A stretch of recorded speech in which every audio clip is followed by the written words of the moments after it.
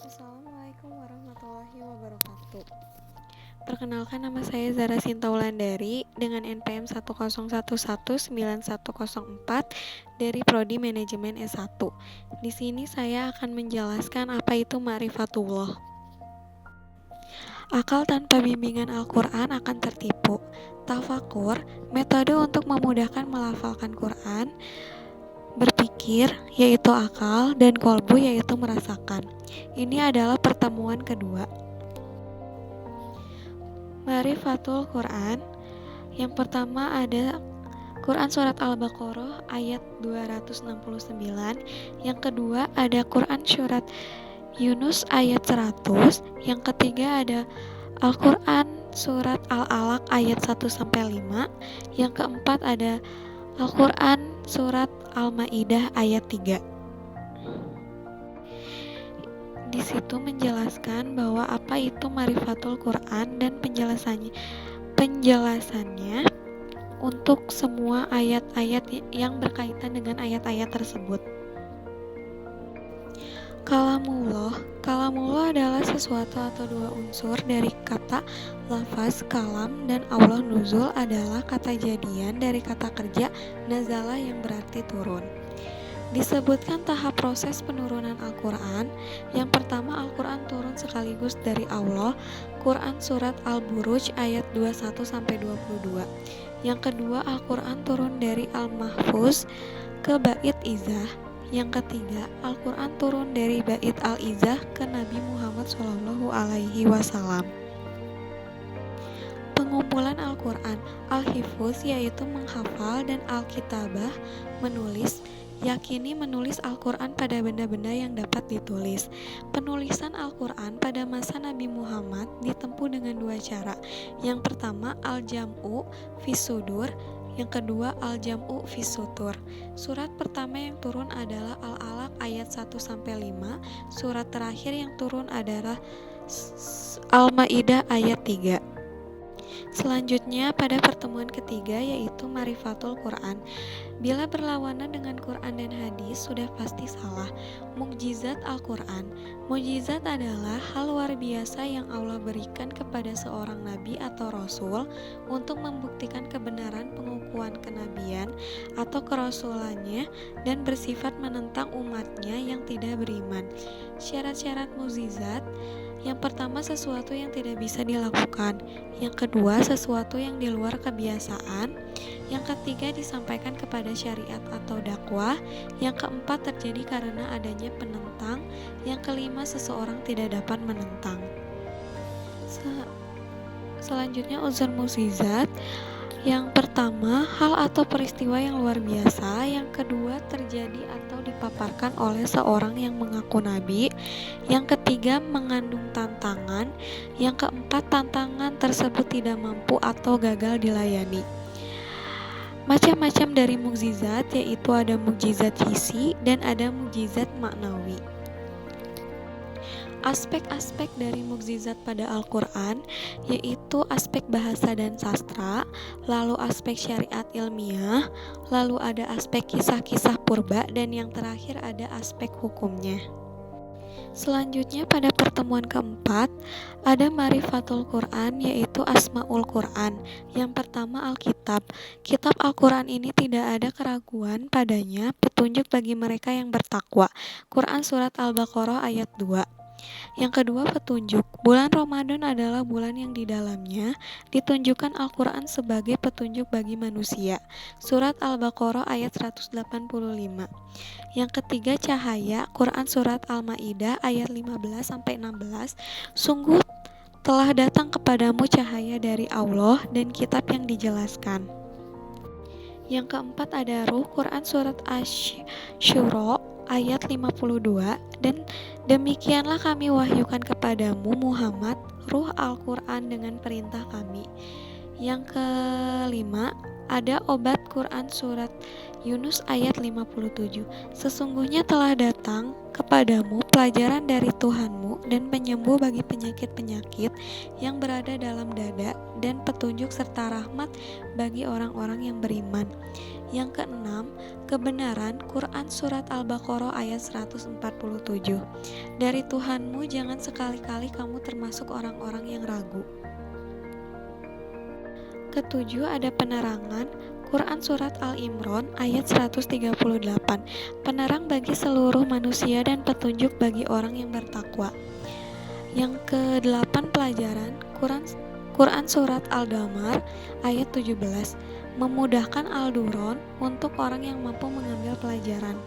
Yang kesembilan, berita gembira Quran Surat An-Nahl ayat 89. Kami turunkan kitab Al-Quran kepadamu untuk menjelaskan segala sesuatu sebagai petunjuk, serta rahmat dan kabar gembira bagi orang yang berserah diri, Muslim. Yang ke-10, ada Az-Zikra, Quran Surat Al-Hijr ayat 9. Sesungguhnya kamilah yang menurunkan Al-Quran. Yang ke-11, ada Al-Furqan, Quran Surat Al-Imran ayat 4.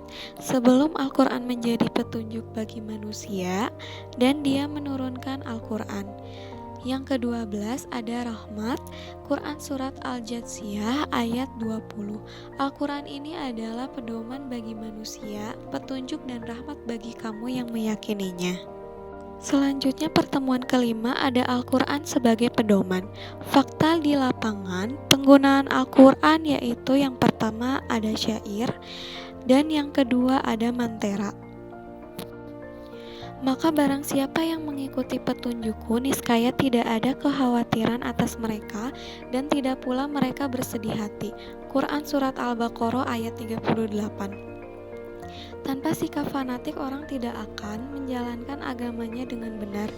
Bila pemahaman terhadap suatu ayat Al-Quran justru mengakibatkan tidak taat, pastilah pemahaman itu keliru. Sesungguhnya agama yang diridhoi di sisi Allah hanyalah Islam. Barang siapa yang mencari agama selain agama Islam, maka sekali-kali tidak akan diterima agama itu, dan di akhirat akan rugi. Quran Surat Al-Imran ayat 85. Hidup dalam ujian.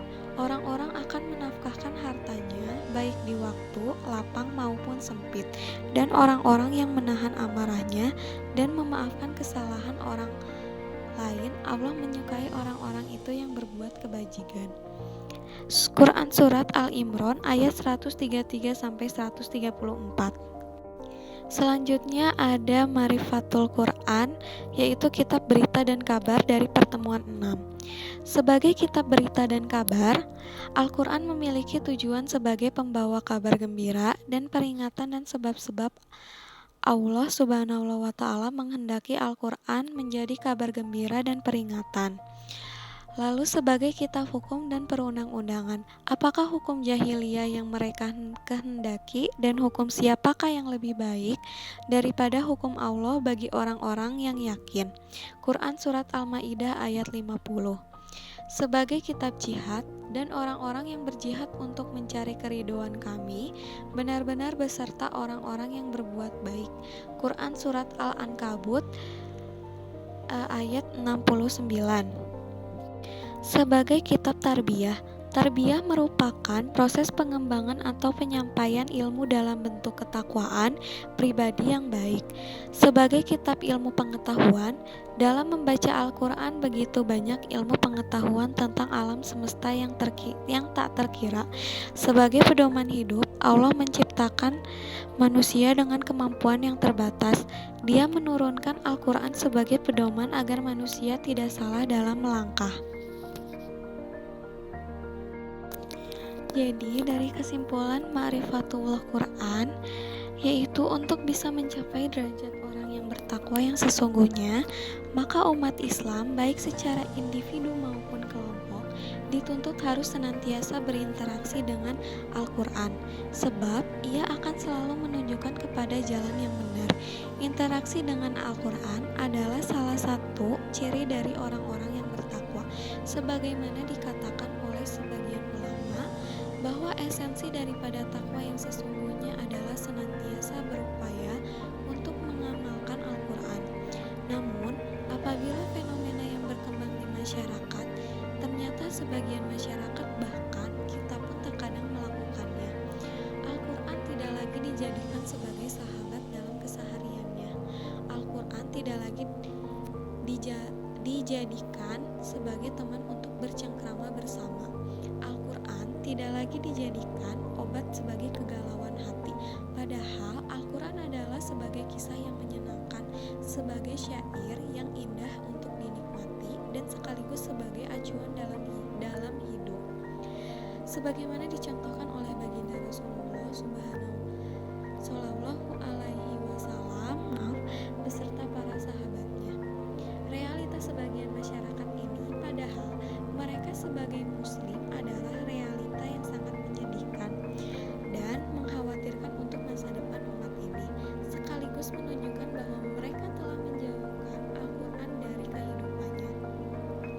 Al-Quran hanya dijadikan sebagai pajangan di lemari buku untuk melengkapi buku-buku yang lainnya, atau Al-Quran hanya dibuka seminggu sekali setiap malam Jumat, atau bahkan lebih parahnya hanya ditutup, dan ketika dibaca hanya ada orang yang meninggal saja.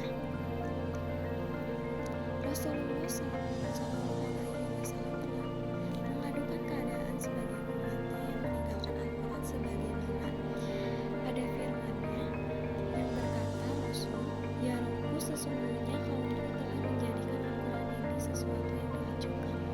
Quran Surat Al-Furqan ayat 25, yang termasuk kategori meninggalkan Al-Quran, sebagaimana ditegaskan dalam tafsir Ibnu Katsir, adalah tidak mau mendengarkan,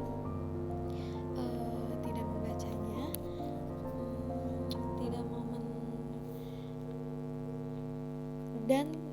tidak mau membaca dan tidak mengamalkannya. Dengan demikian, maka interaksi dengan Al-Quran yang sesungguhnya harus dilakukan oleh umat Islam itu sendiri